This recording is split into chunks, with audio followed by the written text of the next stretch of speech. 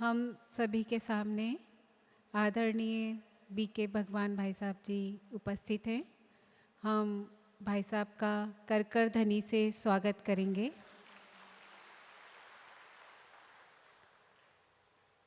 भाई साहब का परिचय इस तरह से है। आप ज्ञान में 40 साल से हैं और 36 साल से आप समर्पित हैं।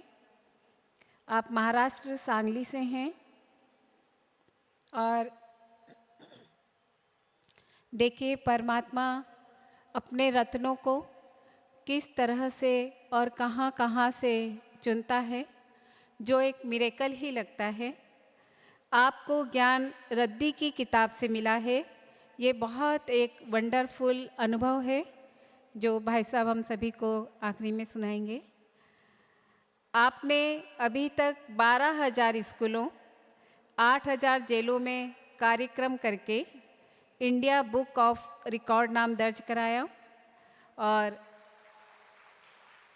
शांतिवन में आप किचन में सेवा करते हैं और आपके जीवन में आगे बढ़ने का एकमात्र साधन रहा हर सिचुएशन में सकारात्मक रहना, और उसी के आधार पर आज का क्लास है वर्तमान समय समर्थ संकल्प का महत्व। से ओम शांति।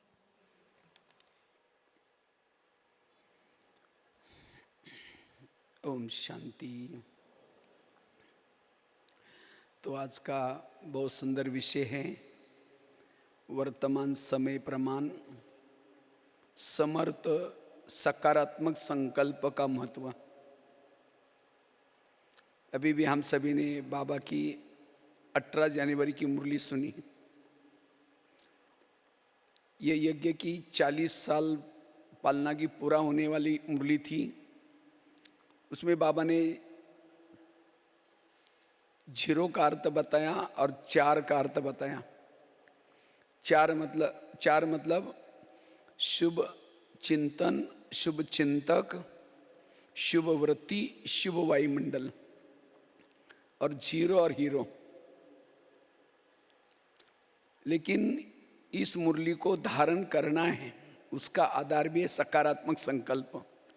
जिसके संकल्प सकारात्मक हैं, समर्थ हैं, वही शुभ चिंतक बन सकता है, वही शुभ चिंतन कर सकता है,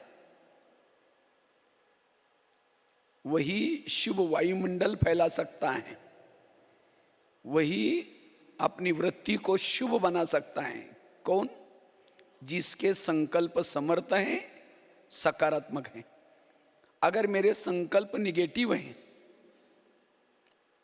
मेरी वृत्ति निगेटिव,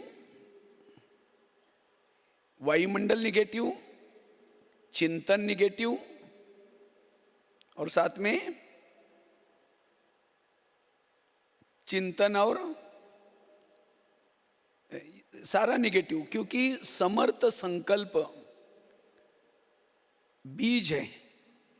संकल्प हमारे पुरुषार्थ का बीज है।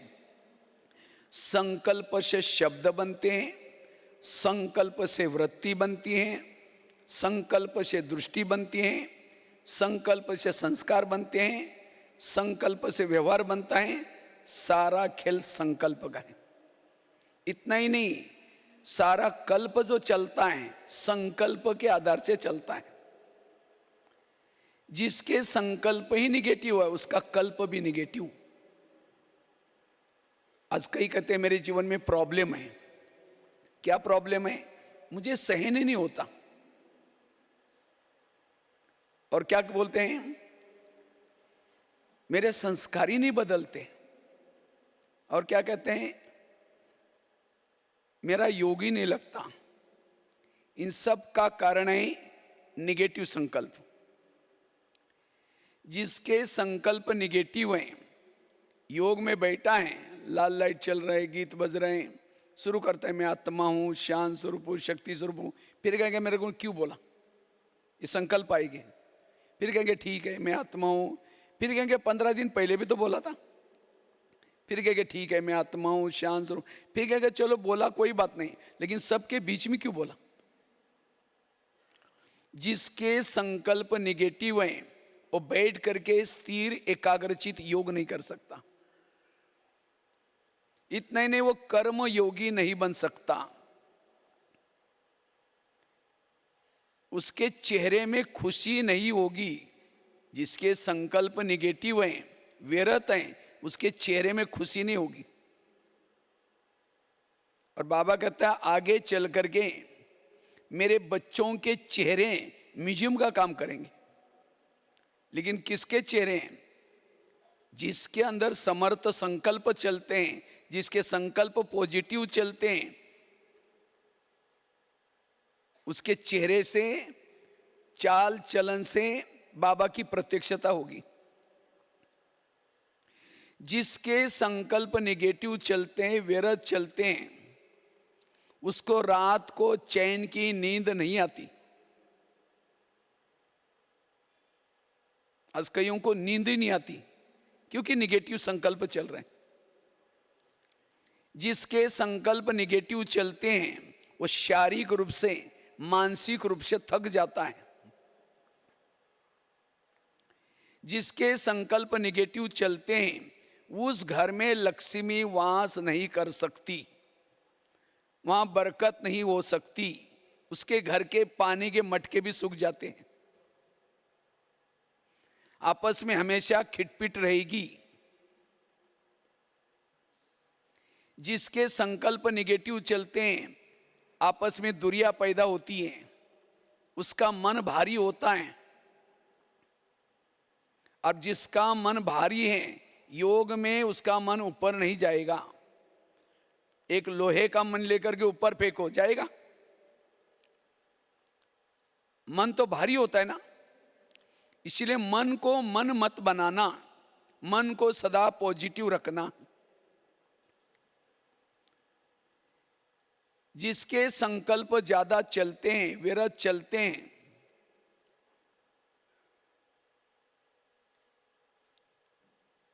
उसको गुस्सा आता है। गुस्से की उत्पत्ति या विकारों की उत्पत्ति संकल्प से होती है। जैसे कुकर को गैस के ऊपर रखेंगे तो क्या होता है? गर्म होता है। गर्म होते होते होते सीटी मारना शुरू करता है। कुकर सीटी मारेगा तो सब्जी पकाएगा, लेकिन कोई मनुष्य सीटी मारेगा तो ये क्यों हुआ, ये मेरे साथ क्यों हुआ, ऐसे कैसे हुआ, ये क्यों क्यों क्यों। एक दिन कहेगा तुम्हारा 3 साल से देख रहे, आज मुझे सहन नहीं हुआ, सीटी मार दी, गुस्सा है सीटी। इसलिए मुझे क्रोध जीत बनना है, इसलिए मेरे संकल्प पॉजिटिव चाहिए। संकल्प आत्मा का भोजन है। जैसे गाड़ी के अंदर पेट्रोल डाल दो, वही पेट्रोल का पाइप ड्राइवर के मुंह में डालो, क्या हो जाएगा? गाड़ी का भोजन है पेट्रोल डीजल, और उसकी जो ड्राइवर है उसका भोजन है सब्जी दाल रोटी चावल। तो ये शरीर हमारा गाड़ी है, इसका भोजन है दाल रोटी सब्जी चावल, लेकिन इसका जो ड्राइवर है इसका भोजन क्या है? सकारात्मक संकल्प। और ये संकल्प हमको कहां से मिलते हैं?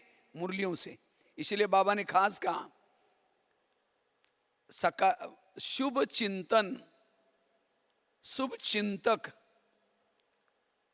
और फिर वायुमंडल कैसा बनेगा? शुभ बनेगा। जिसके संकल्प ज्यादा चलते हैं, व्यर्थ चलते हैं, उसके बुद्धि के ऊपर एक प्रकार की धूल आती है। जैसे आईने के ऊपर धूल है, धूल वाले आईने में चेहरा देख नहीं सकेंगे, स्पष्ट दिखाई नहीं पड़ेगा। इसी तरह सारा दिन हमारे संकल्प निगेटिव चलेंगे तो हमारे बुद्धि के ऊपर एक प्रकार की धूल आती है। और शाम को योग में बैठेंगे, धूल वाले बुद्धि में न परमधाम दिखता है न परमात्मा दिखता है। बुद्धि क्लीन नहीं होगी, क्लियर नहीं होगी। बुद्धि भटकती है, मन भी भटकता है। जिसके संकल्प पॉजिटिव है, सकारात्मक है, एकाग्रता आती है। इसीलिए वर्तमान समय माया जो बच्चों के ऊपर अटैक कर रहे हैं, व्यर्थों के रूप में कर रहे हैं। आज दुनिया में जो अज्ञानी लोग हैं उसके पर भी माया किस रूप से आ रहे हैं? तनाव, टेंशन। ये तनाव, टेंशन क्या है? तनाव, टेंशन, तनाव तन में आना कौन आता है? जो बॉडी कॉन्शियस में आता है, निगेटिव सोचने वाला तनाव में आता है। तनाव को इंग्लिश में क्या बोलते हैं? टेंशन। टेन मतलब कितना? 10, और सन मतलब बच्चे। टेंशन मतलब 10 बच्चे।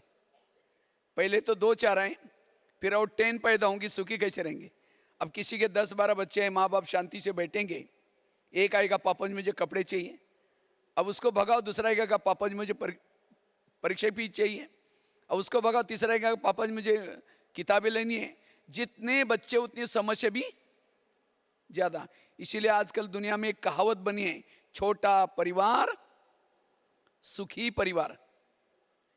तो हमारे बच्चे कौन से? अनेक संकल्प विकल्प पैदा करेंगे। ये क्यों हुआ? ये मेरे साथ ऐसा कैसे हुआ? ऐसा क्यों होता है? ये सारा दिन के संकल्प पैदा करेंगे। शाम को योग में बैठेंगे, वही संकल्प आपको हिलाते रहेंगे, पापा जी। एक को भगा, दूसरा कहेगा पापा जी। फिर कई कहते हैं योग में बैठते हैं, पता नहीं क्या क्या संकल्प आते हैं। भाई आपने पैदा किया तो क्या आपके पास नहीं जाएंगे? क्या पड़ोसी के पास जाएंगे?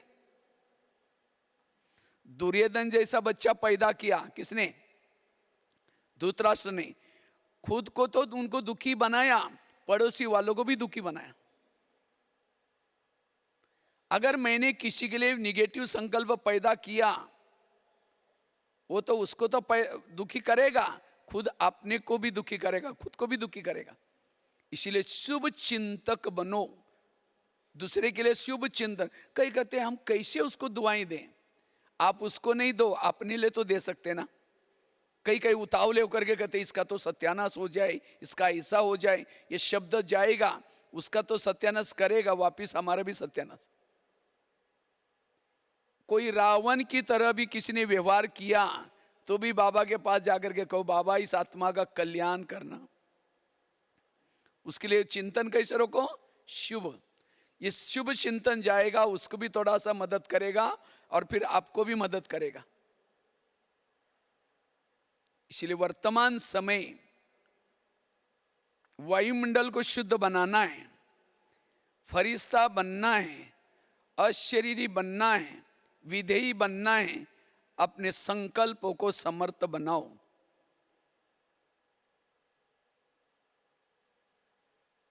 नो क्वेश्चन,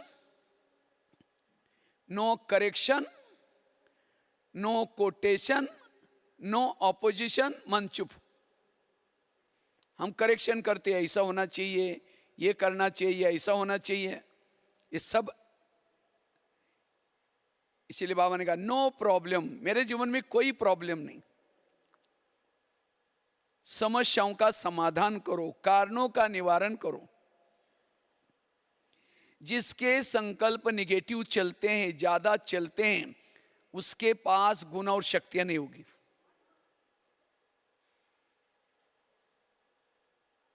जो पॉजिटिव है उसके इर्द गिर्द में गुण और शक्तियां होगी।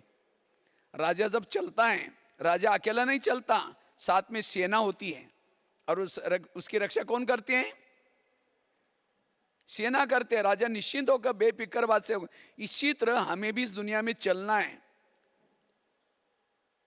पॉजिटिव बन करके चलो, आपके साथ में गुण और शक्तियां मदद करेगी, माया से आपको बचाएगी। जो निगेटिव है उसके इर्द गिर्द में क्या होगा? असुरी अवगुण और असुरी शक्तियां, ईर्ष्या होगी, घृणा होगी, और वो हमको तो डुबा के ही छोड़ेंगे। इसलिए पॉजिटिव बनना। पॉजिटिव सोचने वालों के पास एक शक्ति आती है, और उस शक्ति का नाम है सहन शक्ति। सहन शक्ति बड़ी बहन है, बाकी शक्तियां उसकी छोटी बहन है। जब बड़ी बहन आएगी, छोटी बहनें ऑटोमेटिकली आएगी। जब अष्ट शक्ति आपके जीवन में होगी, दैवी गुण शक्तियों के बच्चे हैं। हर शक्ति के 4-4 बच्चे हैं। सहन शक्ति आएगी, उसके साथ में उसके 4 बच्चे आएंगे। कौन सी? शांति, एकाग्रता, एक रस और अंतर्मुखता। इसलिए कुछ भी चला जाए, कुछ भी हो जाए, अपने मन को चुप रखना। वर्तमान समय मूर्ति बनो। मूर्ति अर्थात असोच, ये एकाग्रता। और जिसके संकल्प स्थिर हैं वो है तीव्र पुरुषार्थी। आजकल बाबा एक शब्द यूज कर रहे हैं, तीव्र पुरुषार्थ करो। तीव्र पुरुषार्थ मतलब रात भर जागना, मौनी बाबा बनकर बैठना, किसी से बात न करना, ये नहीं है। अब कोई व्यक्ति दौड़ा, फिर वापिस आया, फिर दौड़ा, फिर वापिस आया, फिर दौड़ा, फिर वापिस आया, कहाँ जाएगा? वही के वही होगा, दौड़ता है और वापिस आता है। इसी तरह मैंने खूब डट करके योग लगाया, 2-4 दिन मौन रखा, फिर सारा दिन निगेटिव सोचा, जितना दौड़े थे उतना वापिस आए। इसीलिए मन को चुप रखना। आकाश के चंद्रमा को पानी में देखना है, पानी स्थिर चाहिए। परम धाम के परमात्मा को मन में देखना है, मन स्थिर चाहिए। ये एकाग्रता। और जो ऐसा एकाग्र है वो अशरीरी है, वो विधेयी है, वो निराकारी अवस्था अपने आप उसकी बनती है। ब्रह्मा कुमारी के सारे ज्ञान का सार पॉजिटिव बनो। पॉजिटिव वाला सुखी है, निगेटिव वाला दुखी है। आजकल हमारा ब्रह्मा कुमारी का एक इस वर्ष की 2024 और 25 की एक थीम थी, आध्यात्मिक ज्ञान के द्वारा स्वस्थ और सुखी समाज। तो ये कौन सा ज्ञान? कर्मों का ज्ञान, ड्रामा का ज्ञान, जो हुआ अच्छा, ये सारा ज्ञान जिसके जीवन में अप्लाई किया जिसने, वो स्वस्थ बनेगा और सुखी बनेगा। अगर मैं ब्राह्मण बनने के बाद भी फिर भी दुखी हूं, मैं निगेटिव हूं। पॉजिटिव वाला रेत में भी पानी निकाल देगा। हर जगह पर हर व्यक्ति के साथ एडजस्ट होकर के चलेगा। वो मान अपमान निंदा स्तुति में भी स्थिर रहेगा। इसलिए वर्तमान समय का पुरुषार्थ है सकारात्मक समर्थ सोच। निगेटिव सोचने वालों का ज्यादा सोचने से दिमाग गर्म हो जाता है, और जिसका दिमाग गर्म होता है, दिमाग में केमिकल्स उतरते हैं, शरीर की भी बीमारियां होती है। आज दुनिया में जो बीमारियां हो रहे हैं, क्यों हो रहे हैं? क्योंकि उनको तो कर्मों का ज्ञान नहीं है, ड्रामा का ज्ञान नहीं है। जब उनके परिवार में, उनके व्यवहार में कुछ ऐसी ऊपर नीचे बातें होती हैं, उनके संकल्प चलते हैं, संकल्प चलते, गुस्सा आता है, और इसलिए आजकल शरीर की बीमारी हो रहे हैं। इसलिए कहते भी हैं, जिसका पांव गरम, पेट नरम, दिमाग ठंडा, उस घर में कोई डॉक्टर है, उसको मार दो डंडा। पांव को हमेशा कैसे रखो? गरम। पेट को कैसे रखो? नरम। और दिमाग को कैसे रखो? ठंडा। वहां डॉक्टर आने की जरूरत नहीं है, वो हेल्दी वेल्दी और हैप्पी है। लेकिन आजकल उल्टा होता है, पांव रहते हैं ठंडे और दिमाग रहता है क्यों? व्यर्थ संकल्प। इसलिए पॉजिटिव बनना, अगर हमने हेल्थ को अच्छी रखनी है, पॉजिटिव बनना जरूरी है। क्योंकि वॉकिंग करने से, पैदल चलने से ब्लड सर्कुलेशन होता है। साथ में संतुलित भोजन, जीभ की टेस्ट पेट में वेस्ट। अब कई क्या करते हैं, पनीर की सब्जी 4 रोटी खाएंगे और कद्दू बनाए नाकी मोड़ेंगे, जीभ 2 मिनट में नीचे भेज देते हैं। संभलना किसको पड़ता है? पेट को। फिर सारा दिन पेट चिल्लाता रहता है। इसलिए जो पेट को जरूरी है वही खाना है, जीभ के अधीन नहीं बनना। और साथ में कहने का मतलब एक्सरसाइज, पैदल चलना, साथ में संतुलित भोजन, और तीसरा क्या चाहिए? पॉजिटिव रहना। जो ये व्यक्ति 3 चीजें, तीनों में से कोई भी कमी है तो भी आपकी हेल्थ बिगड़ सकती है। तीनों चीजें चाहिए। तब हेल्दी वेल्दी और हैप्पी है। लेकिन आजकल उल्टा होता है, पांव रहते ठंडे और दिमाग रहता है गर्म। आज 70% शरीर की बीमारी होते हैं निगेटिव से। आज किसी को पेट के संबंध की बीमारी होती है, ईर्ष्या वाले विचार चलाने वालों को पेट की बीमारी होती है। इसीलिए कहते हैं ना, तुम मेरे को देख करके तुम्हारे पेट में जलन होता है क्या? और आजकल तो सबके पेट में जलन होता है। इसके खेती में इतना बुरी अनाज हुआ, सब लोग इसको ही पूछते रहते हैं, इसके पास गाड़ी आई। और जितना जो दूसरों को देखता है उसको चैन की नींद कहां से आएगी? उसके संकल्प चलते हैं। एक ही घर से खाना लेंगे, बैठेंगे एक ही काउंटर से, लेकिन जब सामने कोई बैठता है उसके थाली में देखेंगे उसने क्या क्या लाया। जो आपके थाली में वही उसके, लेकिन जब तक उसको नहीं देखेंगे चैन की नींद नहीं आएगी। आज किसी को पेट की बीमारी, ईर्ष्या वाले विचार चलाए पेट की बीमारी। आज किसी को दूर का कम दिखता है, दूसरे की बुराई को आंखें फाड़ फाड़ के देखता है। जो आंखें फाड़ता है, बड़ी बड़ी करता है, आंखों की पुतली पल जाती है। फिर डॉक्टर के पास जाएंगे, कहेंगे डॉक्टर जी आजकल मुझे थोड़ा धुंधला दिखना शुरू हुआ है। तो डॉक्टर चेक करता है, कहता आपको नंबर लग गया, चश्मा लगाना पड़ेगा। चश्मा तो लगाया, फिर भी बुराई देखना नहीं छोड़ेंगे, नंबर उसका बढ़ता ही जाता है। आज किसी को नजदीका नहीं दिखता, अपने दोस्त को कभी नहीं देखता, डोंट केयर करता है, नजदीका दिखना बंद हो जाता है। आज किसी को जॉइंट पेन होते, गुस्सा करने से, अभिमान में चलने से, अकड़ करके चलने से जॉइंट पेन, मसल दर्द की बीमारी होती। आज किसी को अस्थमा होता है, दमा, कोई भी बातों को पेट में दबा कर रखेंगे, क्या हुआ? कुछ नहीं हुआ। अरे नाराज है, नहीं कुछ नहीं हुआ, बहुत कुछ है, लेकिन दबा कर रखेंगे। जो बातों को दबा कर रखता है भविष्य में दमे का प्रॉब्लम। 70% बीमारी ये कारण, बाकी कुछ और भी कारण थोड़ा सा हो सकता है, लेकिन 70% जो, इसीलिए कहते हैं 19वीं सदी तर्क की थी, 20वीं सदी प्रगति की रही और 21वीं सदी तनाव की सदी। इस तनाव की चपेट से बचने के लिए पॉजिटिव बनो। आज किसी को स्पॉन्डिलाइट होता है, सर्वाइवर, रास्ते में जा रहे कहीं सब्जी लाने के लिए, जा रहे कहीं ऑफिस में, देखेंगे वो क्या करता है, जो इधर उधर देखता है उसको स्पॉन्डिलाइट होता है। फिर डॉक्टर के पास जाता है, कहेंगे डॉक्टर जी मेरे गले में आजकल अकड़न हो रहे। तो डॉक्टर चेक करता है, कहता आपको स्पॉन्डिलाइट हुआ। इसका इलाज करके डॉक्टर एक बड़ा सा पट्टा लगाता है गले में। जब पट्टा लगेगा 6 महीना ना इधर घूमेगा ना इधर देखेगा, सीधा देखने ही चलना पड़े।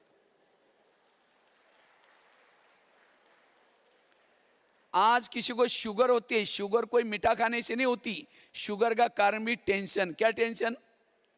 मैं इसकी सास हूं, मैं इसका पति हूं, मैं इसकी मां हूं, इसको मैंने पढ़ाया लिखाया, छोटे से बड़ा किया, जब अपनी इसकी शादी हुई अपनी पत्नी का मानता है, मुझे नहीं पूछता।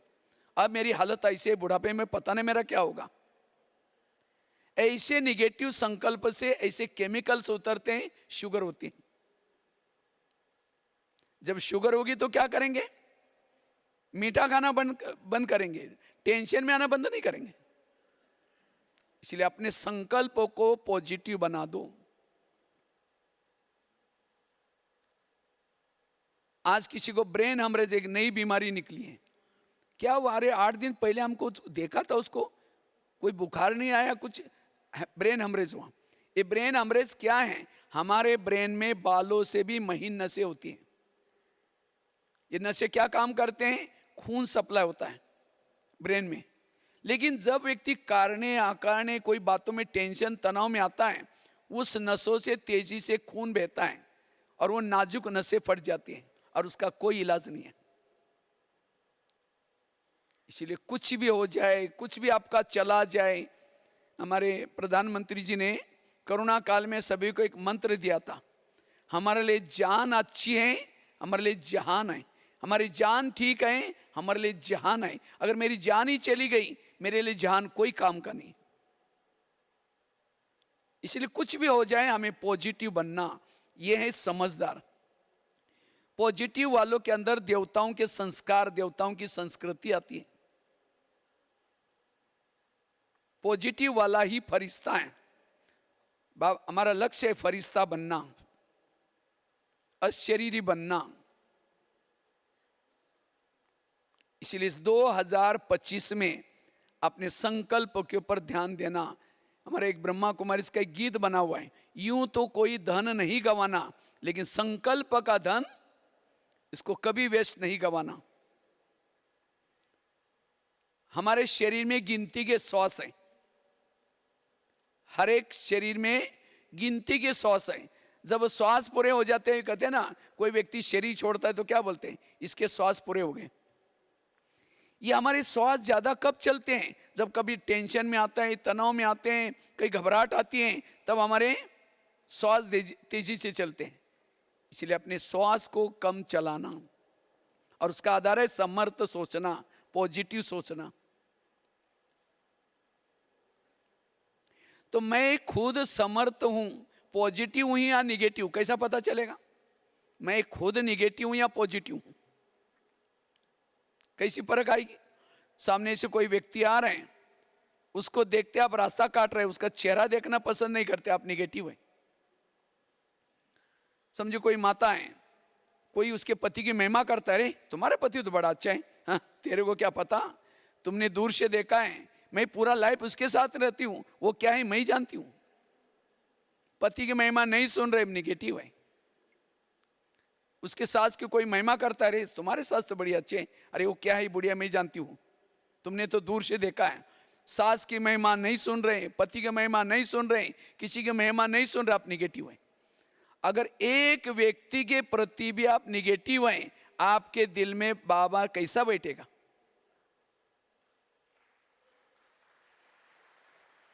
अठारह दिन तक गीता का ज्ञान सुनाया, फिर भी क्वेश्चन करता, ये कैसे हो सकता है, ये कैसे, बहुत कोशिश किया समझाने की, लास्ट में अपना स्वरूप दिखाता है, मैं तेरे को कहने वाला कौन। आज 88 सालों से बाबा सुना रहे हैं, फिर भी हम कहते ये कैसे हो सकता है, ये कैसे हो सकता है। इसलिए पॉजिटिव बनना।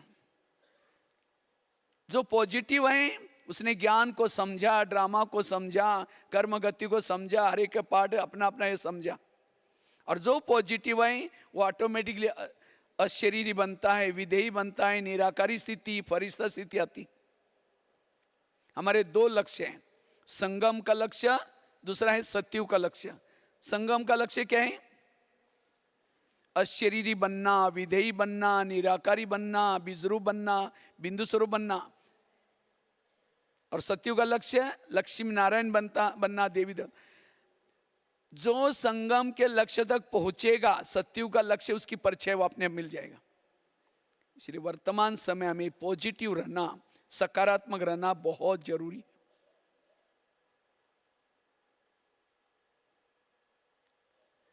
एक शिष्य था, गुरुजी के पास जाता है, कहते गुरुजी मैं बहुत भक्ति करता हूं, बहुत दान करता हूँ, पुण्य करता हूँ, पठन पाठन करता हूँ, सब कुछ करता हूँ, लेकिन मुझे कुछ अनुभव नहीं हो रहा है। ना आत्मा अनुभव, ना परमात्मा अनुभव, ना शांति का अनुभव, ना सुख का अनुभव। तो गुरुजी हंसने लगे, कहते बात तो सही है। कहते 3-4 दिन पहले मैं बगीचे में बैठा था, तो वहाँ 5-6 युवा आए थे। उन 5-6 युवाओं को प्यास लगी थी, तो गुरुजी ने कहा सामने कुआं है, वहाँ बाल्टी है, रस्सा है, जाकर पी के चले जाना। 5-6 युवा वहाँ चले गए, उन्होंने बाल्टी को रस्से से बांधा, कुएं में छोड़ा, पानी खींचा, पानी नहीं मिला। फिर दोबारा बाल्टी डाली, फिर खींचा, नहीं मिला। फिर बाल्टी डाली, फिर खींचा। 10 बार बाल्टी डालते रहे, पानी नहीं मिला। कुएं में पानी था, रस्सा था, बाल्टी थी, तो भी प्यासे चले गए। क्यों? बाल्टी को छेद थे। वो बाल्टी कैसी थी? छेद वाली। वो तो कुएं के पास गए थे, हम कहाँ हैं? सागर के पास। हम मेहनत भी करते हैं, हमारे पास मन रूपी बाल्टी भी है, बुद्धि रूपी रसा भी है, अमृत वाला करते हैं, मुरली सुनते हैं, सेवा करते हैं, लेकिन तो भी आत्मानुभव, शांति का अनुभव, शक्ति का अनुभव नहीं है। क्यों नहीं है? क्योंकि मन रूपी बाल्टी को छेद है, वेरा सोचने की आदत है। इसलिए इस 2025 में हमें अपने मन रूपी बाल्टी के छेद को बंद करना है, मन को चुप रखना है।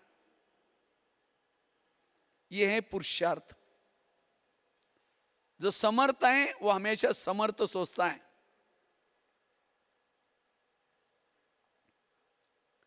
जैसे कहते हैं ना, अंधा पीस रहा और कुत्ता बैठ करके उसको खा रहे हैं। हम योग लगा रहे हैं, अमृत वाला कर रहे हैं, सब कुछ कर रहे हैं, और सारा दिन मन निगेटिव सोच रहे हैं। जितना कमाया सब खत्म। पानी भर दिया घड़े में, छेद है नीचे से, सारा पानी चला जाता है। इसलिए मन के छेद को बंद करना। आजकल डॉक्टर के पास कोई भी पेशेंट जाता है, डॉक्टर क्या बोलता है? खुश रहो। लेकिन उसके लिए कोई टैबलेट देता है? ये टैबलेट खाओ खुशी हो जाएगी। वास्तव में ब्रह्मा कुमारी के हर केंद्र एक बहुत बड़ा हॉस्पिटल है। किसका? मन को ठीक करने वाला हॉस्पिटल है। इसलिए बाबा कहते हैं, बच्चे हॉस्पिटल कम यूनिवर्सिटी खोलो।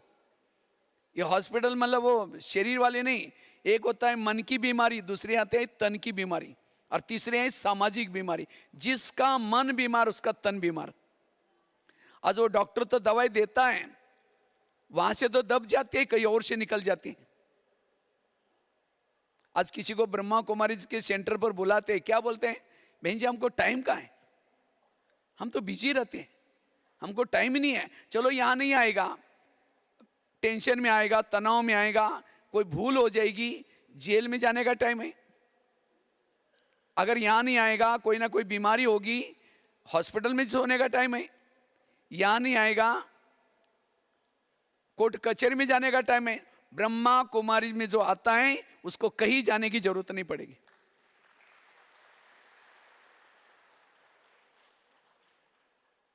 इसलिए वर्तमान समय हमें सबको पॉजिटिव बनना, सकारात्मक बनना। तो हम पॉजिटिव बने कैसे? उसके लिए 4-5 बातें शेयर करते हैं। अगर हमें अपने संकल्पों को बचाना है तो सबसे पहली बात है कर्म गति को समझना। जो कर्म गति को अच्छी तरह समझता है उसके कभी भी संकल्प निगेटिव नहीं चलेंगे, उसका मन हमेशा चुप रहेगा। आज कभी कभी हमारे न चाहते भी संकल्प चलते हैं। कई कहते हैं मैं इसके रास्ते में कभी जाता नहीं, मैंने इसका बुरा कुछ किया नहीं, फिर भी ये व्यक्ति मेरे साथ ऐसा क्यों करता है? टाली कभी एक हाथ से नहीं बजती, टाली के लिए कितना चाहिए? अगर कोई व्यक्ति मेरे साथ उल्टा सुल्टा करता है इसका मतलब मैंने भी कभी किया था। एक ड्रामा की बहुत बड़ी सीक्रेट बात है, आपके आसपास के जितने भी लोग हैं, चाहे आपके घर के, चाहे आपके ऑफिस के, चाहे आपके पड़ोस के, कोई आपको देने के लिए आए, कोई आपसे, और जिन्होंने इस लेने देने के गणित को समझ लिया वो कभी भी निगेटिव नहीं सोचेगा। कई तो ऊपर सिर करके देखते हैं, कहते हैं भगवान तुमने भी आंखें बंद किया क्या, ये मेरे साथ ऐसा क्यों हो रहा है? जब गलत करते समय उसको ऊपर नहीं बोला कि देख लेना अभी मैं गलत काम कर रहा हूं। इसलिए वर्तमान के हमारे जो प्रॉब्लम्स हैं हमारे ही अतीत पिछले जन्म में किए हुए कर्म के परिणाम हैं। और जब तक कर्मों को चुक्त नहीं करेंगे कोई भी वापिस जा नहीं सकता। कर्मों ने ब्रह्मा को नहीं छोड़ा, दादियों को नहीं छोड़ा, तो हम तो कौन से पेड़ के पत्ते हैं? कभी कभी हमारे घर में कोई बच्चा बीमार होता है, पति को कुछ होता है, कुछ घर में हम बाबा के ऊपर डाउट लेते हैं, अरे हम ओम शांति में जाते हैं, इतनी सेवा करते हैं, लोग भी बोलेंगे अरे ये ओम शांति में जाते हैं, देखो उनके घर में क्या हो रहा है। ओम शांति में कब से आ रहे हैं? 1 साल 2 साल 3 साल पिछले जन्म में थे ओम शांति में, और उस समय जो गलत कर्म किया छुमंतर हो गया। अगर बाबा के पास आने के बाद भी फिर भी मेरे जीवन में प्रॉब्लम है, ये मेरे पिछले जन्मों के हिसाब है, और ये सभी का अंतिम जन्म है। इसके बाद अब कोई जन्म हम लेने वाले नहीं हैं। 63 जन्मों के में जो भी हमने कुछ किया है अब हमको चुक्त करके जाना है। और चुक्त करने के 3 तरीके बाबा ने रखे हैं। पहला तरीका है योग से चुक्त करो, जो योग से नहीं करता। दूसरा भी एक तरीका है, उसको सहन करके चुक्त करो। अब वो भी नहीं करेंगे, तीसरा तरीका अंतिम, जो ये विनाश क्यों रखा है ड्रामा में,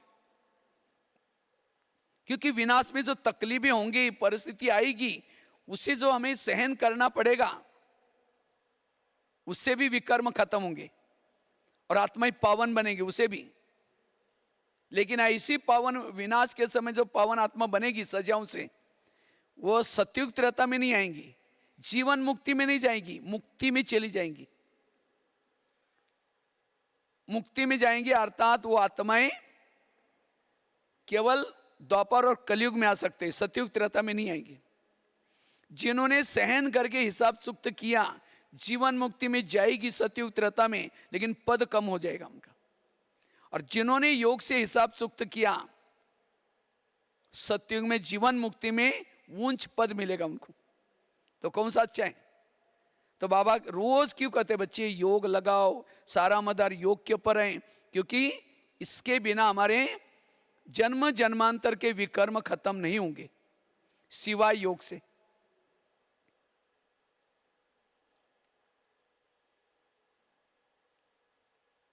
वर्तमान में हमारे जीवन में जो भी प्रॉब्लम आए, हमारे ही कर्मों का परिणाम है।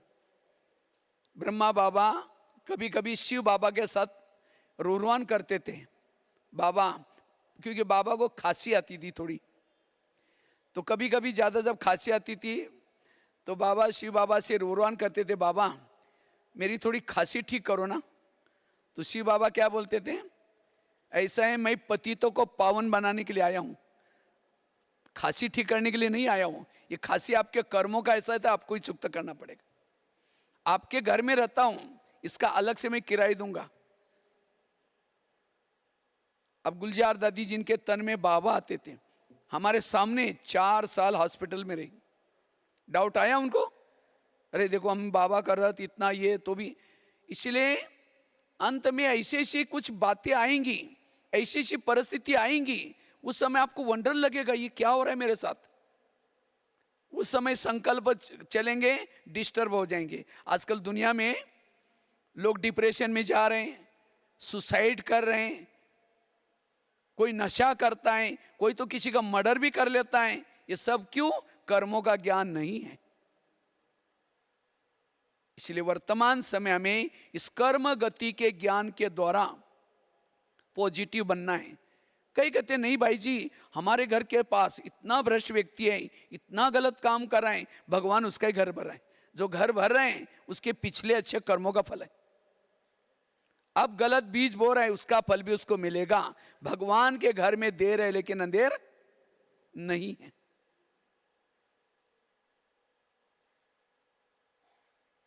समझो कोई बहू है, ज्ञान में चलती है, उसकी सास उसको बार बार तंग करती है, तो कभी कभी बहू को तनाव टेंशन आता है, मैं इतना मेहनत करती हूँ तो भी मेरे को ऐसे करते हैं।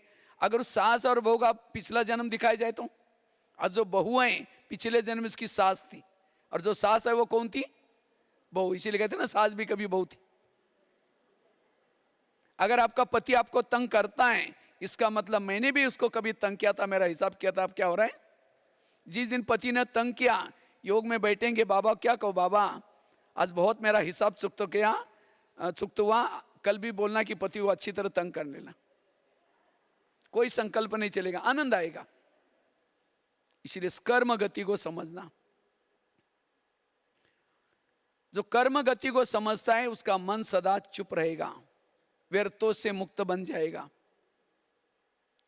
कर्मों से शरीर बनता है, कर्मों से संबंध मिलते हैं, सब कुछ कर्मों से। चलिए भजन है ना, किसके झोले में कांटे हैं तो किसके झोले में फूल।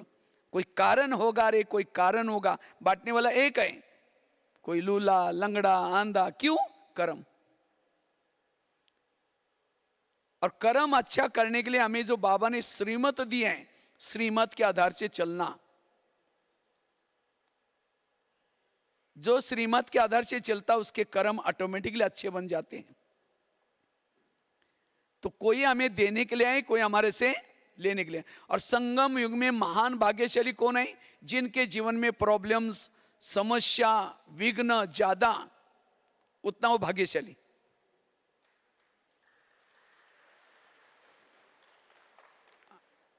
इसलिए कभी कभी बांधीली माताओं को बाबा मुरली में याद करता है। बांधीली माताओं का पद ऊंचा होता है। क्यों? जब पति तंग करता है, परेशान करता है, उनको दिल से कौन याद आता है? बाबा। और जितना दिल से बाबा याद आता है उतना उसका पद भी ऊंचा। और जिन माताओं को पति तंग नहीं करता, बहुत प्यार करता है, उन माताओं का योग किसे लगाए? पति से। और जिसका योग पति से लगाए उसका पद कुछ भी नहीं होगा। तो पति तंग करने वाला चाहिए, प्यार करने वाला चाहिए? हमें विघ्नों से खेलना सीखना है। और जो विघ्नों से खेलता है, वैसे तो दुनिया में फेमस क्या है? कौन सा खेल फेमस है? क्रिकेट।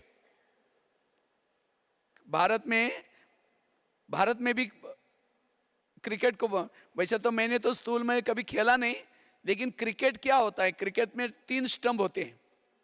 3 स्टंप, उसके ऊपर 2 गुली रखते हैं और एक बॉलर होता है। बॉलर क्या करता है? बॉल डालता है। बैट्समैन क्या करता है? जो बैट है उसके आधार से उस बॉल को क्या करता है? वापस करता है। अगर वो बॉल उस तीनों में स्टंप में से किसी को लगेगा, आउट। क्योंकि तीनों में से किसी को भी लगेगा तो जो 2 गुल्ली रखे ऊपर, वो क्या हो जाएगी? बिखर जाएगी। साथ में कुछ कैच पकड़ने वाले भी होते हैं पीछे। कैच भी पकड़ा तो भी आउट, शरीर को टच किया तो भी आउट, तीनों को लगा तो भी। तो वास्तव में संगम युग में बाबा ने हमें जो ज्ञान का बैट दिया है, उस बैट के आधार से 3 स्तंभ है हमारे, मनसा, वाचा, कर्मना। उसके ऊपर आत्मा और परमात्मा मंगल मिलन मना रहे। लेकिन माया क्या करते हैं? बॉलर बन करके विभिन्न प्रकार की परिस्थिति रूपी बॉल डालती है और ये तीनों को डिस्टर्ब करते हैं। थोड़ा भी कोई परिस्थिति आई, ये क्यों आई, मेरे साथ कैसे आई, थोड़ा सोचा, आउट हो गए। इसलिए परिस्थिति के समय चुप रहना, सी एंड वेट। पर्दे के पीछे कल्याण होने वाला है, चुप रहो, सोचो नहीं। जब सोचे तो आउट हो गए। कैच भी पकड़ने नहीं देना, बॉडी कॉन्शियस में भी ना आना। और जितना ज्यादा रन बनाएंगे उतना man of the match. Her club में ब्रह्मा बाबा मैन ऑफ द मैच बनता है, ज्यादा रन बनाते हैं। तो ये क्रिकेट सबको खेलना है, परिस्थिति रूपी वाला क्रिकेट। कभी भी जितना जो बच्चा परिस्थिति के पेपर ज्यादा देता है परीक्षा के, उतना उसकी जॉब भी अच्छी लगती है। तो इसी तरह संगम युग के हमारे पेपर, ये परिस्थिति, बातें, तो भी हमें पॉजिटिव रहना है। वो सहनशील है। जो सहन नहीं करता वो औरों को सुनाता है, फिर वायुमंडल खराब करता है, ऐसा हुआ, ये हुआ। इसलिए संकल्प नहीं चलाना। दूसरी बात है, अगर हमें संकल्पों को बचाना है, पहली बात बताई कर्म गति को समझना। दूसरी बात है गीता का, रामायण का, महाभारत का सार है, जो हुआ अच्छा हुआ, जो हो रहा अच्छा, जो होगा वो भी। मेरे जीवन की हर घटना में कल्याण है, इस मंत्र को पक्का करना। किसी ने मेरी चुगली लगाई, किसी ने मेरी ट्रांसफर यहां से वहां की, किसी ने मेरे जीवन में विघ्न पैदा किए, हर घटना के पीछे कल्याण है। पांडवों के जीवन में जो भी समस्या आई, चाहे चीरहरण की समस्या, लाक्षागर की समस्या, हर समस्या में उनका कल्याण हुआ। इसी तरह आज हमारे जीवन में भी जो भी समस्या आएंगी उससे कल्याण ही होने वाला है। हमें सोच करके आकाश में थूकेंगे, थूका कहाँ आएगा? अपने ही सिर पर आएगा। वेरा सोचने से अपना ही घाटा हो जाएगा। यह है बाबा के ऊपर विश्वास, ड्रामा के ऊपर विश्वास। वैसे तो हम 3 बाप के बच्चे हैं, लेकिन माँ हमारी कितने हैं? 4। ब्रह्मा जिनका आप स्मृति दिवस मनाया, दूसरे हैं मम्मा, तीसरे है लौकिक माँ, चौथी है ड्रामा। और माँ तो माँ होती है, माँ कभी भी बच्चे का बुरा, अगर बच्चा बीमार है माँ उसको दवाई पिलाती है, दवाई कड़वे, बच्चा नहीं पीता, बार बार मुंह से निकालता है, माँ उसका हाथ जोर से पकड़ करके चम्मच ठूसेगी। तंग नहीं करें, उसका प्यार है, ये कड़वी दवाई जाएगी, उसकी कई बीमारी ठीक होगी। इसी तरह ड्रामा रूपी माँ हमारे सामने कभी कभी कड़वी बातें लाती हैं, उसमें हमारा कल्याण है। ये क्यों क्या वंडरफुल करके टाइम वेस्ट नहीं करना है, मन को चुप रखना है। जो हुआ अच्छा हुआ, जो हो रहा अच्छा, जो होगा वो भी। एक रामायण की घटना सुनाते हैं। राम राजा बनने वाला था, लेकिन रात में आकर के मंत्रा ने कई कई को दो चार उल्टी बातें सुनाई। तुम्हारा बेटा भी तो है, तुम अपने बेटे को छोड़ करके राम को राजा बना रहे। और ये बातें सुन करके राम को राजा बनाने के बजाय 14 वर्ष वनवा में भेजा। सीता गई, लक्ष्मण गया, तीनों भी घर से चले गए। वियोग के कारण दशरथ ने प्राण त्यागा। खाने का प्रॉब्लम, सोने का प्रॉब्लम, घास में सोए। ये किसके कारण हुआ? मंत्रा के कारण। तो मंत्रा को जो भी देखेगा उसकी भावना अच्छी चलेगी बुरी चलेगी। मैं खुद जब बचपन में रामायण देखता था, मंत्रा काला सा ड्रेस पहन करके डंडा लेके स्क्रीन में आती है, मैं कहता इस बुढ़े को उसको नहीं देखना। मेरे को मंत्रा का पार्ट अच्छा नहीं लगता था। लेकिन एक दिन जब मैंने सोचा तब पता चला मंत्रा ने राम के साथ जो किया वो, अगर रात में उनके घर में ना आती तो राम क्या बन जाता? राजा। राजा बनता तो जंगल में नहीं जाता, जंगल में नहीं जाता सीता की चोरी ना होती, अगर सीता की चोरी ना होती तो रावण को ना मारता, रावण को ना मारता राम की महिमा कोई नहीं गाता। तो राम की महिमा किसके कारण? मंत्रा के कारण। इसी तरह हर एक के जीवन में, घर में, ऑफिस में, आसपास में भगवान ने एक दो मंत्रा रखी। लेकिन आज जो हमारा व्यर्थ टेंशन, वही मंत्रा, उसको देखते हमारा मुरली बाजू में रह जाते, निगेटिव सोचना शुरू करते। वो हंसते ही लगता मुझे देख के जरूर हंस रहे। वो किसी से बात भी करते लगता है ये है उसके लिए हमारी निगेटिव वृत्ति बनी है। उसको स्वप्न में भी हम दुआई नहीं देंगे। और यही बाबा ने कहा परिवर्तन करो, और उसका आधार है पॉजिटिव लो। आज राम के जीवन में मंत्रा ना आती, ना हनुमान मिलता, ना अंगद, ना ऋषि, ना मुनि। किसके कारण मिले? मंत्र के कारण। आज हमें बाबा मिला, इतना अच्छा दैवी परिवार मिला, दीदी दादियां मिली, किसके कारण? आज तक की मंत्रों के कारण। अगर वो घटना ना होती तो आज यहां। इसलिए आज से यहां से जब भी जा रहे अभी वापिस, कब बाबा कमरे में जाकर के बैठ करके या अभी योग में, आज तक जिन्होंने तंग किया, परेशान किया, विघ्न निर्माण किए, उन सबको धन्यवाद दो। आप लोगों ने हमें तंग किया, हमारा बहुत अच्छा हुआ, लेकिन फिर 5000 साल के बाद तंग करने के लिए जरूर आना। यह है उनके प्रति वृत्ति को शुभ बनाना, पॉजिटिव बनाना। मेरा एक भी दुश्मन नहीं है, सारे मेरा भला करने वाले हैं। बाबा ने मेरा ड्रामा ऐसा बनाया, सब मेरा कल्याण करने वाले हैं, मेरा अकल्याण करने वाला कोई नहीं है। आपके जीवन में जो कड़वी बातों में से 2-3 बातें भी निकाल दो, आप यहां ना होते। इसलिए जो हुआ अच्छा हुआ, जो हो रहा अच्छा, जो होगा वो भी। राम जब वनवास से आता है, सारे लोग उसका अयोध्या में स्वागत करने के लिए भव्य तैयारी की थी। जब राम आया तो राम ने सबको पूछा मंत्रा और कई माँ कहाँ है? कहा कि वो तो आई नहीं। तो राम ने सब स्वागत का सारा प्रोग्राम छोड़ करके उनके वहां गए घर में और पूछा कि माँ आप मेरा स्वागत करने के लिए क्यों नहीं आए? तो मंत्रा कहते बेटा हम कैसे आए, हमने तेरी चुगली लगाई, 14 वर्ष वनवा में भेजा, दर में भटकाया, मेरे कारण तुमको इतना विघ्न आया, तो मैं कैसे आऊं? तो राम क्या बोलता है, नहीं माँ मैं आपके कारण पुरुषोत्तम राम, भगवान राम, विजय राम बन के आया हूं। ये नहीं कहा कि तुम तो बुढ़िया ना, तुमने मेरी चुगली 2 थप्पड़ नहीं लगाई। लेकिन आज हमारे पास इतना सारा रामायण है, इतनी सारा बाबा ने ड्रामा का ज्ञान, तो भी किसी ने बुरा किया उसको देखते हम चेहरा इधर कर लेते हैं, बात भी नहीं करते, ओम शांति भी नहीं करते। ये वृत्ति निगेटिव है। इसलिए निंदक निरेरा, वास्तव में जिन्होंने मेरा बुरा किया वही सच्चा मेरा मित्र है, उनके कारण तो हम यहां आए। इसलिए अपनी वृत्ति को शुद्ध बना दो, साफ बना दो, स्वच्छ बना दो। किसी के एक व्यक्ति के प्रति वृत्ति निगेटिव ना हो, तब हमारे दिल में बाबा बैठेगा और विनाश काल में बाबा की हमको मदद मिलेगी। इसलिए पॉजिटिव बनना, सकारात्मक बनना, और वही दुआएं दे सकता है। अगर कोई मूर्ति है, मूर्ति को कोई गाली भी देगा। एक बार मैं कहीं जा रहा था, एक शराबी शराब पी करके, एक हनुमान था, हनुमान को गाली दे रहा था। कहते हे हनुमान तुम बंदर है बंदर। कहता है तुम तो सीता को तो ढूंढ लिया, मेरे पत्नी को कभी नहीं सुधर सकता, तुम बंदर है। वो शराब पिया था। मैंने देखा हनुमान का एक गधा उसके कंधे पर रखा है और एक हाथ वरदान है। मैंने कहा हनुमान थप्पड़ क्यों नहीं मार रहे, वो गाली दे रहे। तो अगर थप्पड़ मारता तो देवता थोड़ी बनता वो। तो एक मूर्ति भी क्या करें, वरदान दे रहे हैं। हम तो चैतन्य में हैं, हमें कोई हमारे अपमान करता है, निंदा करता है, 15 दिनों से बात नहीं करते, ऐसे करके जाते हैं, वरदानी हाथ के बजाय नीचे हाथ हो जाता है। इसीलिए पॉजिटिव बनना, जो हुआ अच्छा हुआ।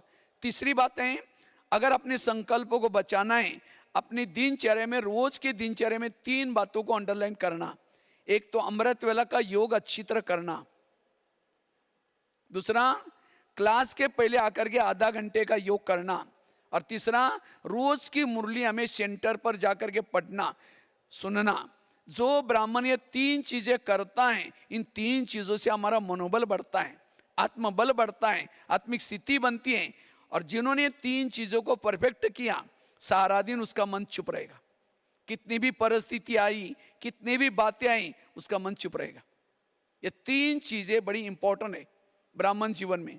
अमृतवेला का योग, क्लास के पहले आधा घंटे का योग, और तीसरा रोज की मुरली के महावाक्य सुनना।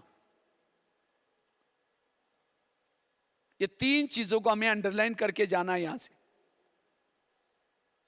लेकिन आजकल मुझे तो कई बार बाहर जाना होता है सेंटरों पर, देखता हूं कि क्लास के पहले कोई आते ही नहीं। 1-2 आएगा, बैठेगा, 6:30 बजे क्लास का टाइम है, तो एक आएगा 6:30 बजे, दूसरा 6:45 बजे, तीसरा, लाल लाइट आते रहते हैं। ये बाबा ने क्लास के पहले योग का सिस्टम क्यों रखी है? और संगठन का योग हमको कब मिलता है? केवल क्लास के पहले। जितना, वैसे तो बाबा ने इस मुरली में भी कहा, हर सेंटर क्या दिखना चाहिए? चैतन्य में मंदिर। कब मंदिर बनेगा? जब संगठन में हम रोज थोड़ा सा योग करेंगे। तो क्लास के पहले सभी को क्या करना है? संकल्प लेना है, हम आधा घंटा योग करेंगे। मैं गुजरात में कोई सेंटर पर गया था, मुझे बड़ा अच्छा लगा सिस्टम वहाँ लोगों की। वहाँ उनका योग चलता है 6 बजे, 6 से 6:30 योग, 6:30 से 7:15, 7:30 तक क्लास चलती है। जैसा 6 बज गया, उनका जो मुख्य जो हॉल का दरवाजा वो बंद करते हैं। उसके बाद कोई नहीं आएगा। अगर लेट आता है तो नीचे ये है, माइक रखा है, वहाँ सुन के जाएंगे, हॉल पे में प्रवेश नहीं। क्योंकि कहते हैं प्रिंस प्रिंसेस का कॉलेज है ना ये, तो कॉलेज में कुछ नियम नहीं। लेकिन हम कभी आ रहे जा रहे, और ये बाबा की मुरली तो सुनते हैं, लेकिन योग बल नहीं है, इसीलिए वो धारणा में नहीं आती। इसलिए सभी को क्लास के पहले आधा घंटे का योग, और तीसरा रोज की मुरली सुनना। कहाँ? सेंटर पर। लेकिन आजकल कईयों को माया लगे ऑनलाइन में सुनने की। जो ऑनलाइन में सुनेंगे उनकी पूजा भी ऑनलाइन से हो जाएगी फिर। इसलिए 3 चीजों के ऊपर अंडरलाइन करना। कई तो क्या कहते हैं, बहुत दूर हैं, ये हैं। लेकिन आजकल के बच्चे भी देखो कितना सवेरे सवेरे कितना ठंडी है। दिल्ली के तरफ वगैरह मुंह से भी धुआं निकलता है, नाक से भी धुआं निकलता है, तो भी छोटे छोटे बच्चे स्कूल में कैसे जाते रहते हैं। और हम तो कितना, इसीलिए हमें ये 3 चीज़ों जो अंडरलाइन करता है वो पॉजिटिव बन जाता है, सकारात्मक बन जाता है। और लास्ट की एक बात सुना करके पूरा करते हैं। पहली बात बताई, अगर मुझे पॉजिटिव बनना है, सकारात्मक बनना है, समर्थ बनना है, इसलिए कर्म गति को अच्छी तरह समझना। दूसरी बात कौन सी बताई? जो हुआ अच्छा हुआ, उसके लिए मंत्रा का एग्जाम्पल बताया। तीसरी बात कौन सी बताई? रोज अपने दिनचर्या में अमृत वेला का योग अच्छी करना, क्लास के पहले आधा घंटा योग करना, और तीसरा रोज की ईश्वरीय महावाक्य सेंटर पर जाकर के सम्मुख सुनना। एक भील था, एकलव्य, गुरु द्रोणाचार्य के पास गया, कहता है मुझे नंबर 1 चाहिए। मैं अर्जुन से भी होशियार बन गया हूं। तो कहा कि तुम्हारा गुरु कौन है? कहते आप ही मेरे गुरु हैं। कहा कि तुम मेरे सामने कभी आए नहीं, चलो मैं दिखाता हूं। एक जंगल में पुतला दिखाया, देखो आपका ही पुतला है, आप ही मेरे गुरु हैं। तो भी एकलव्य को नंबर 1 नहीं दिया, नंबर 1 किसको दिया? अर्जुन को। क्यों? अर्जुन सामने सिखाता गुरु के, और वो पुतले के सामने सिखाता। इसी तरह ये Facebook, YouTube, peace of mind TV, ये क्या है? पुतला। और उसके सामने बैठ करके होशियार तो बनेंगे लेकिन नंबर 1 नहीं आएंगे। हमें सेंटर पर क्लास में आकर के मुरली सुनना है।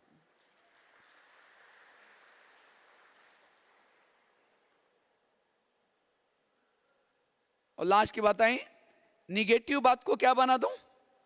बुराई को भी अच्छाई में बदलो। जो बुराई को भी अच्छाई में बदलता है वो पॉजिटिव रहता है। अब समझो किसी ने गाली दी या अपमान किया, क्या समझो? गाली नहीं दी, मेरे पर गुलाब का फूल डाल दिया। जो संगम युग में आपका अपमान करता है, गाली देता है, वो द्वापर युग में आपका भगत बन करके रोज आपके मूर्ति के सामने गुलाब का फूल चढ़ाएगा। तो भगत चाहिए कि नहीं चाहिए? किसी ने आपका परचिंतन किया, पता चला कि 2-4 मिलकर के आपकी बुराई कर रहे थे, तो भी आप निगेटिव नहीं सोचो। इन्होंने बुराई नहीं किया, मेरा कीर्तन भजन गाया। कीर्तन भजन में क्या होते हैं? 2-4 जन इकट्ठे होते हैं, एक जन डपला बजाता है, एक जन गाता है, 2-4 जन सुनते हैं, एक आधा झांझ भी बजाता है, उसको क्या बोलते हैं? कीर्तन भजन। तो परचिंतन में भी 2-4 जन इकट्ठे बने होंगे, एक कहेंगे वो हाई ऐसी, दूसरे का हाँ मेरे साथ भी ऐसा ही किया, तीसरे का हाँ वो ऐसे चलता रहता है। माना एक गाने का काम कर रहे हैं, दूसरा ढोलक बजा रहे हैं, तीसरा बीच बीच में झांझ बजा रहे हैं, और 4-5 जन सुन रहे हैं। जिन्होंने संगम युग में 1 घंटा किसी का परचिंतन किया, उसी भजन मंडली को द्वापर युग में जिनका परचिंतन किया उसके तो मंदिर बनेंगे, उसी मंदिर के सामने उसी शहर में जन्म लेना पड़ेगा। और जिसने ये कहा कि वो हाई ऐसी, वो क्या बोलेगा? हे देवी तुम बड़ी महान हो। और जिसने हाँ मैं बोला वो ढोलक बजाएगा। लास्ट के जन्म में भी जिन्होंने संगम युग में परचिंतन किया, लास्ट के जन्म में वो देवी देवता के भगत होंगे।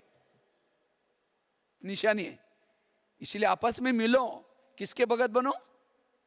शिव के भगत बनो। बाबा की आज की मुरली बड़ी अच्छी थी, बहुत अच्छा था, ये चिंतन करना है। इसलिए निगेटिव को क्या बना दो? पॉजिटिव। बुराई को भी अच्छा है। किसी ने परचिंतन किया, योग में बैठेंगे बाबा को, बाबा आज आपने बहुत अच्छी भजन मंडली भेजी थी, उन्होंने मेरा बहुत अच्छा भजन किया, कल भी किसी को भेज देना। निगेटिव को क्या बना दो? समझो कई बार हम अभी समझो मैं देखा, मुझे 1-2-4 लोग मिले थे, कहते भाई साहब हम तो चोरी छुप के वहाँ से आए हैं, क्योंकि घर वाले बड़ा ये हैं, अब जाएंगे कुछ बोलेंगे क्या करेंगे। हमने कहा कोई बात नहीं, आप दुआई देना, उसको पॉजिटिव रहना, कभी भी गुस्सा नहीं करना। समझो कोई देवी की पूजा करते तो देवी क्या करते? वरदान देते हैं। आपको भी कोई बोलता है तो आप भी क्या दो? वरदान। मल हाथ से नहीं दो और चिढ़ जाएंगे। बड़ी देवी बन के आए, शक्ल जा करके देख लें, मन से कहो कि बाबा इनका कल्याण करना, हम कितनी अच्छी बातें सुन के आए, अगर ये भी वो क्लास में होते हैं उनको भी कितना अच्छा लगता। पॉजिटिव, हमेशा पॉजिटिव। एक महाराष्ट्र में एक संत थे जिनका नाम था तुकाराम महाराज। वो बड़े भक्ति करते थे, लोगों ने उसको मना किया तभी छोड़ा नहीं। एक दिन सभी लोगों ने पकड़ करके उस संत के गले में सब्जी की माला पहना दी। बैंगन, टमाटर, आलू, मटर, मिर्ची, मुंह काला किया, बाल उतार करके हल्दी लगाई, गधे पर बिठाया, गली गली में घुमाया, इतना नहीं घर के सामने लाया, पत्नी को बुलाया। जब उसकी पत्नी देखते मेरे पति के साथ ऐसा किया, सबको गाली देती है। जब गाली देते तुकाराम महाराज सब्जी की माला दिखा करके कहते हैं इनको गाली क्यों दे रहे हैं? ये लोगों ने अपने लिए 8 दिन के लिए सब्जी ला कर दिया और कहा इनको गाली मत देना। जब हमारी शादी हुई थी समय बाराती नहीं निकली थी, आज ये लोगों ने पूरी गांव में हमारी क्या निकाली? बारात। और कहा इनको गाली मत देना। जब मुझे घुमाने के लिए लेके गए थे, धूप बहुत तेज थी बाहर, और तेज धूप में लोगों ने पाँव में कुछ नहीं पहना था, सबके पाँव में छाले पड़े आएंगे, मुझे कुछ नहीं हुआ, मैं आराम से ऊपर गधे पर बैठा था। और कहा इनको गाली मत देना। मेरे सिर में फोड़े हो गए थे, मैंने बहुत दवाई की, ठीक ही नहीं हुआ। आज ये लोगों ने मेरे बाल उतर करके हल्दी लगाई, हल्दी तो एंटीबायोटिक का काम करता है, अब ठीक हो जाए।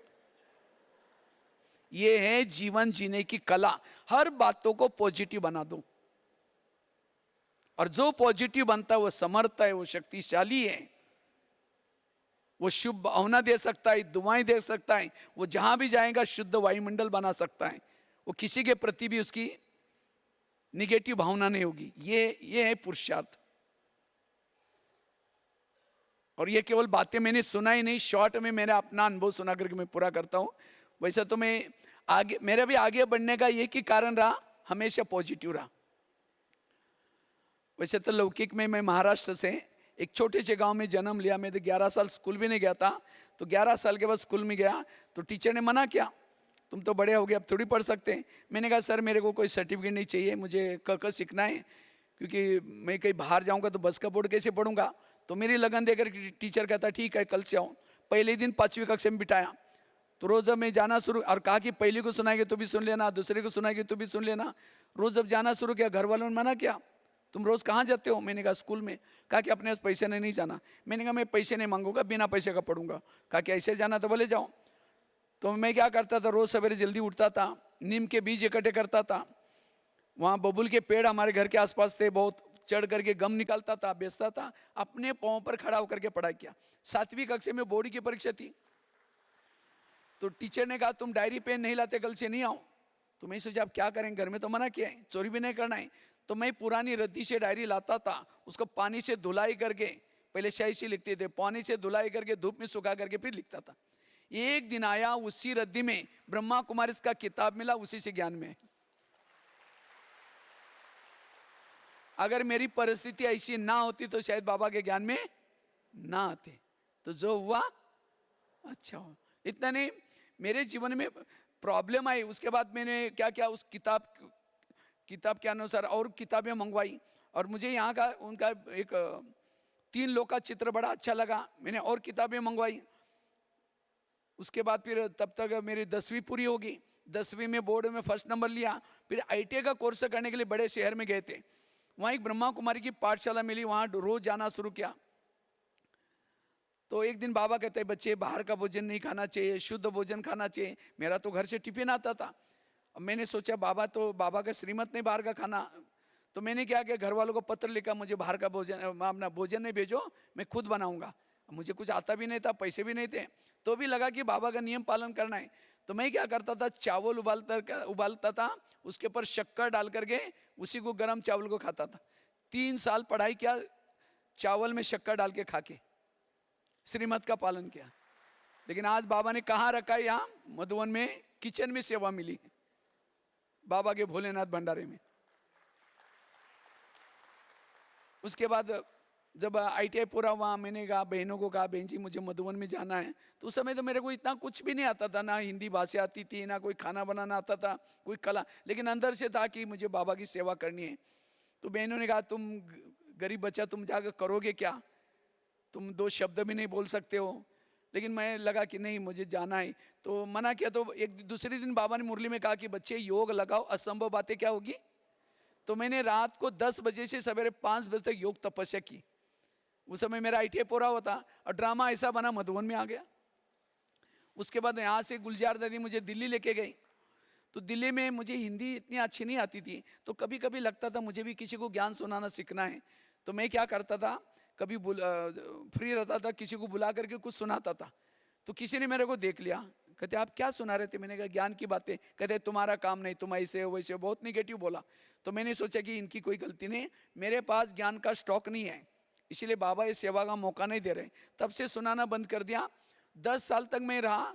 वहाँ एक छोटा बगीचा था, वहाँ बैठता था, गमले पड़े रहते थे, गमलों को समझते थे माताएं बैठे, यूथ बैठे। 10 साल तक गमलों को ज्ञान सुनाने की प्रैक्टिस की। और करते करते आज 12,000 कॉलेज में, 1100-1200 जेलों में लेक्चर करके इंडिया बुक ऑफ रिकॉर्ड में नाम दर्ज किया। निगेटिव को क्या बना दिया। इतना ही नहीं, किसी ने मेरे को कहा आप इतने सारे कार्यक्रम करते, इसके फोटो नेट में डालो। मुझे तो नेट कंप्यूटर कुछ आता नहीं था, क्योंकि मेरी पढ़ाई केवल 5वीं से 10वीं तक किया है। तो मैंने कुछ फोटो CD में डाल करके एक भाई के पास लेके गया। मैंने कहा भाई इसको नेट में कहीं डाल देना। उसने मेरे को क्या बोला, क्योंकि मैं किचन का कपड़े पहन के गया था, पीले पीले कपड़े थे, बहुत साल की, ये 2005 की बात है। तो मैंने कहा ये फोटो कहीं डाल देना। उसने मेरे को क्या बोला, तुम तो पैसे के आदमी, तुम्हारा फोटो नेट में थोड़ी होते।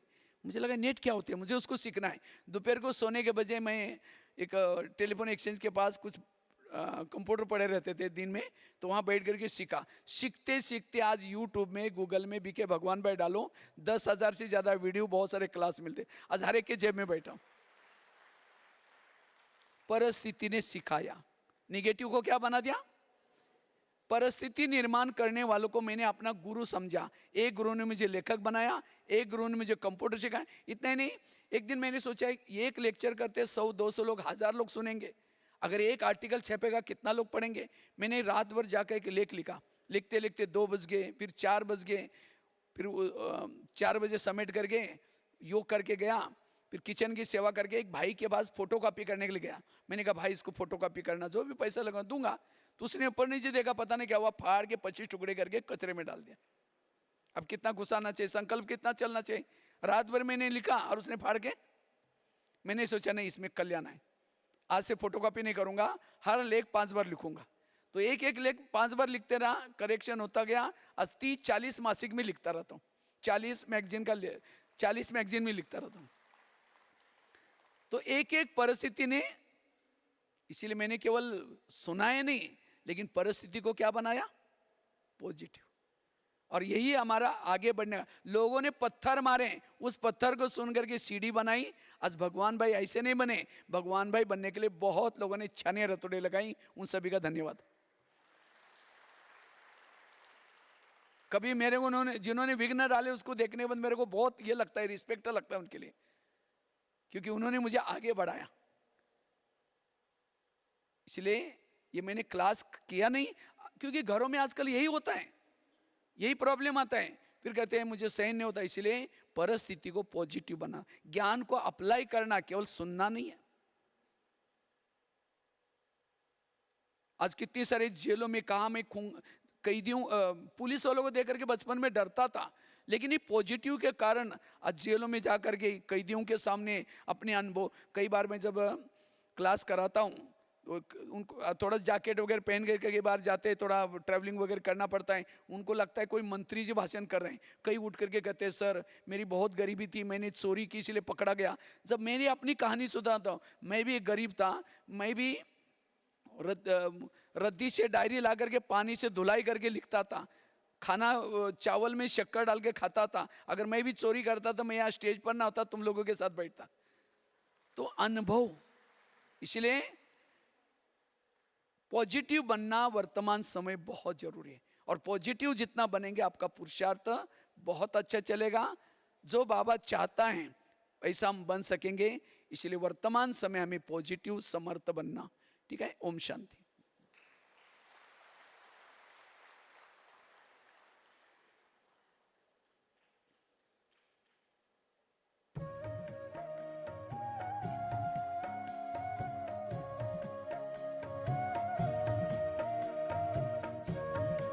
योग चलेगा, 8 बजे तक सब बैठे रहेंगे, योग चलेगा।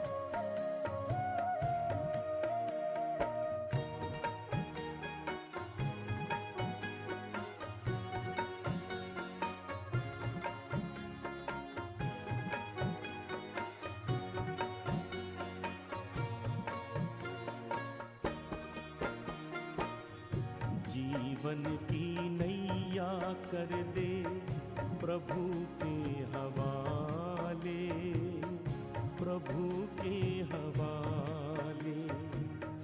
जैसे वो चाहे वैसे, जैसे वो चाहे वैसे इसको संभाले, इसको संभाले। जीवन की नैया कर दे प्रभु के हवाले, प्रभु के हवाले।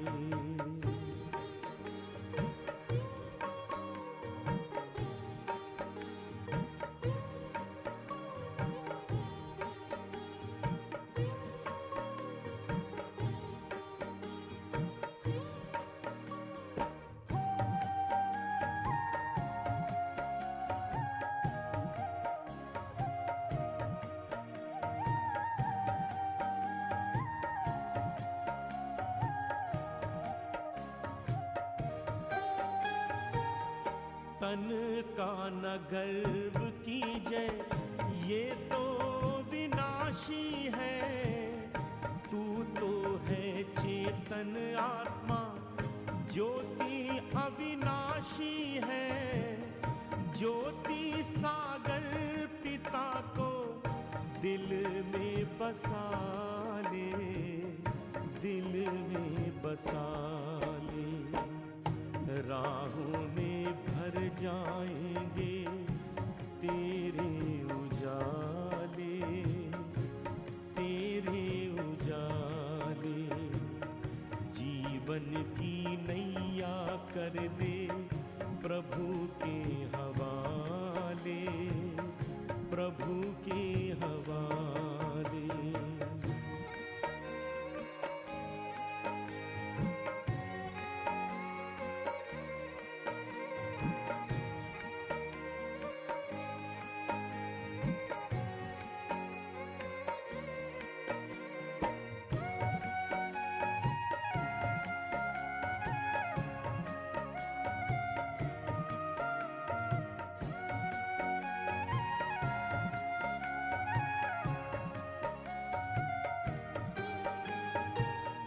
पग पग पे मिलता है प्रभु का इशारा।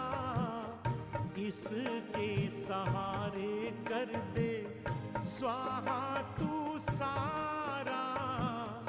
अंबर के सारे तारे आंचल में सजा ले, आंचल में सजा ले। मन के सरोवर में तू कमल खिला ले, कमल खिला ले। जीवन की नैया कर दे प्रभु के हवाले, प्रभु के हवाले।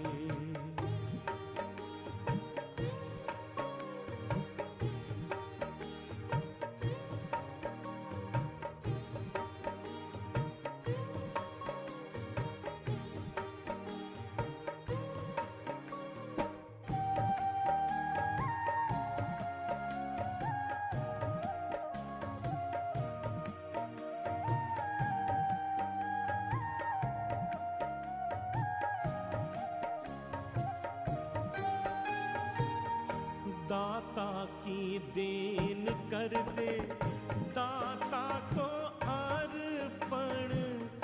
मेरा मेरा ना कर तू हो जा समर्पण।